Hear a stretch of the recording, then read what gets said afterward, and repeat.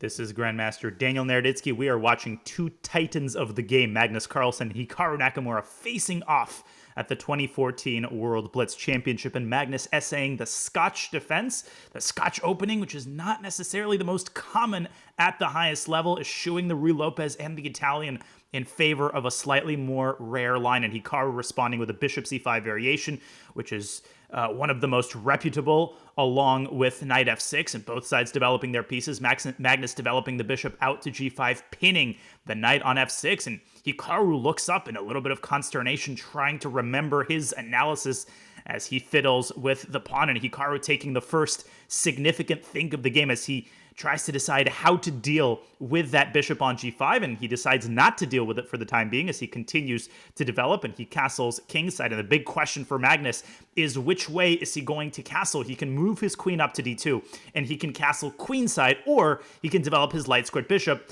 and castle kingside. And he does develop his queen. He puts it on f3, pressuring Hikaru's knight on e5, and knight d4 is Nakamura's aggressive response, staking a claim in the center and offering a trade of knights. In the event of that trade, Hikaru lands a very powerful bishop on d4, which is going to be threatening in some cases to take the knight on c3. And if the queen recaptures on c3, there are tactics with knight f6 takes e4. Even though the queen on d8 is hanging, the queen on c3 potentially will also hang. So Magnus has that problem to deal with as now he falls behind by 30 seconds. Hikaru has played very confidently in the opening, and Magnus now taking a piece of his own to fidget with as he gives the position a sizable think, and there's the answer. He castles queenside, and once again, Hikaru looks off to the side. Maybe he's still in his analysis. Will he take the knight on c3? That's the big question, and if he does, how is Magnus Carlsen going to recapture, with the queen or with the pawn? If he has to recapture with the pawn,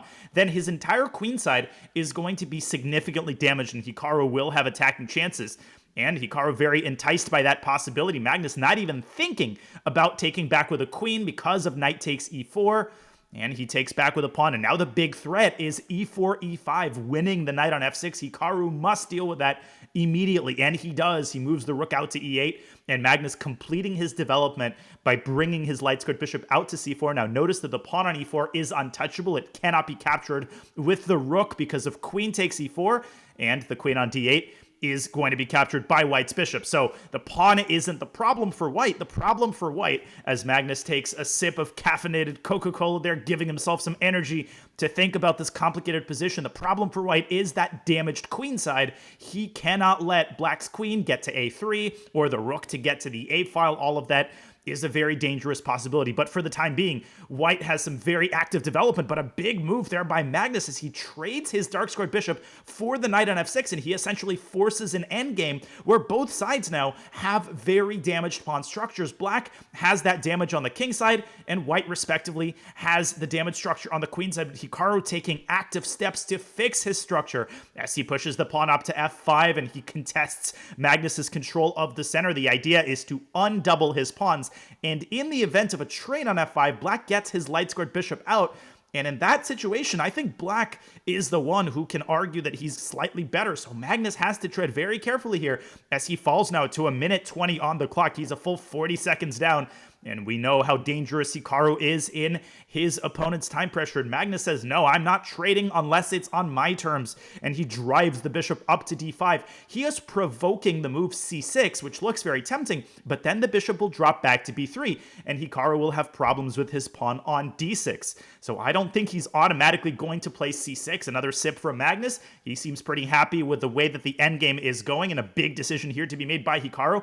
And he finally takes on e4. Magnus recaptures with his bishop, and rook e5 by Hikaru, preparing to lift the rook up to the queen side, but also putting the rook on a defended square. The threat was bishop takes h7 check with a discovered attack against that rook. But now that the rook is on a defended square, Hikaru doesn't have to worry about that anymore. And Magnus, for the second time, moves his bishop up to d5, knifing into black's position, a trade on e1, and king f8 by Hikaru to prevent white's rook from infiltrating to e7. The endgame looks pretty balanced to me, but there is still plenty of chess left to be played. This is not a dead draw. This is very far from a dead draw because there's a lot of pawn structure imbalance, with both sides having weaknesses on the respective flanks. flanks, c6, now played by Hikaru, driving the bishop away from the center. And will Hikaru play d5? Not just yet. He develops his bishop to f5 and moves it back to g6 in order to reinforce that weak pawn on f7. And Magnus says, I'm not letting you sleep peacefully on g6, h4, and Hikaru immediately responds with h5. The idea for Magnus was to play g4 and then h5 himself. That was not something Hikaru could have allowed.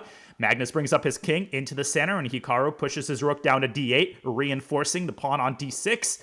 Bishop c4 by Magnus. Is he preparing to offer a bishop trade? Yes, he is. And now Hikaru is the one who says, I'm fine to trade, but if you want to take on g6, you're going to have to help my pawn structure improve. Bishop takes g6, f takes g6, and black's kingside pawn structure is fully rectified. I don't think Magnus is going to trade. No, he does not. Instead, he pushes the a pawn up to a4, grabbing space on the queen side. And Hikaru does the same with b6. It does look like black has the more comfortable side of this endgame, but the likeliest outcome is definitely still a draw. Both of these players are legendary in the endgame. And Magnus drops the bishop back to e2, thinking better of that bishop trade and deciding to keep the bishops on the board as he pushes the pawn up to a5. What a bold move there. And if Hikaru takes on a5, the idea for white is rook to a4, when white not only recovers the pawn on a5, but then puts tremendous pressure on the a7 and c5 pawns. So I don't think Hikaru is going to capture that pawn on a5. In fact, I'm confident that he won't.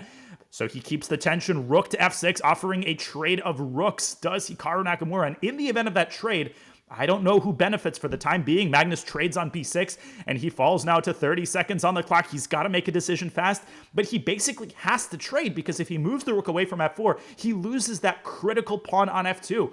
So he plays bishop f3, and he agrees to a trade of rooks, but once again, for the third time, he does it on his own terms, and he puts pressure on that d5 pawn. And if he can force Hikaru to push that pawn up to d4, and that d4 pawn is going to be a pretty massive liability for black. So a big decision here to be made for Hikaru. He can play rook d6 and keeps the rooks on the board, and he does just that. I think he's influenced by the fact that Magnus, now with 15 seconds on the clock and the more pieces on the board, the more complicated the position. Magnus making a waiting move, dropping the bishop back to g2 and keeping his eyes on the d5 pawn. And Hikaru does have a hard time bringing the king in toward the center. That rook on f4 is an absolute beast. It's keeping black's entire kingside at bay, and Hikaru hesitating a couple of times there. Rook to d8, bishop f3, the sides repeating moves. Magnus is obviously fine with the draw. Is Hikaru fine with the draw as well? No, Magnus is not fine with the draw. What a bold decision by the world champion. He brings the rook up to a4, but immediately puts it back on f4, thinking better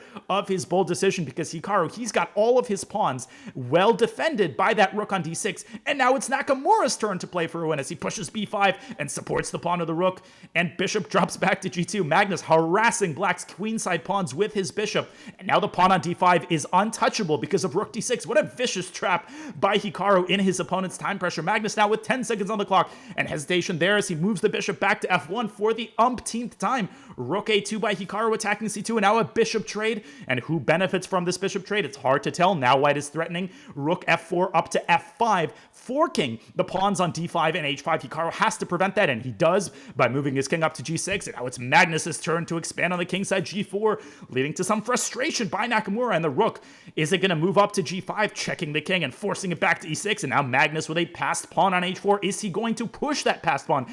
Not just yet. He plays rook g1, preventing black's rook from traveling to the king side via a1. And now Hikaru, the one who looks a little bit frustrated. White wants to put that rook behind the pawn on h4, and the pawn is going to rumble up the board, up the runway. Rook a3 by Hikaru, pinning the pawn on c3, and Magnus brings the king back to d2. Hikaru desperately generating counterplay on the queen side, fiddling and twirling that pawn. Rook up to g3 by Magnus, offering a rook trade. Who benefits in the event of that rook trade? I think it was white. Now the rook gets behind the pawn, but Hikaru is in time to stop the pawn with his king. He is just in time, tempo for tempo, and now the pawn on h6 is immobilized. And I think the game is very likely to fizzle out into a draw. Rook to a6, winning the pawn on h6. Magnus wins the pawn on b4, and now the sides only have 2 pawns left, and they're about to have 1 pawn left. king to e2, rook e6, check, back and forth go the rooks, rook takes d5, rook takes f2. This is a dead draw, even though black's king is further away from white's pawn than white's king from black's pawn, because black's rook is more than capable of holding that pawn back, and the sides repeating moves, looking at each other and shaking hands. What a amazing battle between these two players. If you enjoyed this video, make sure to click the link in the playlist for more of these videos. Thank you so much for watching.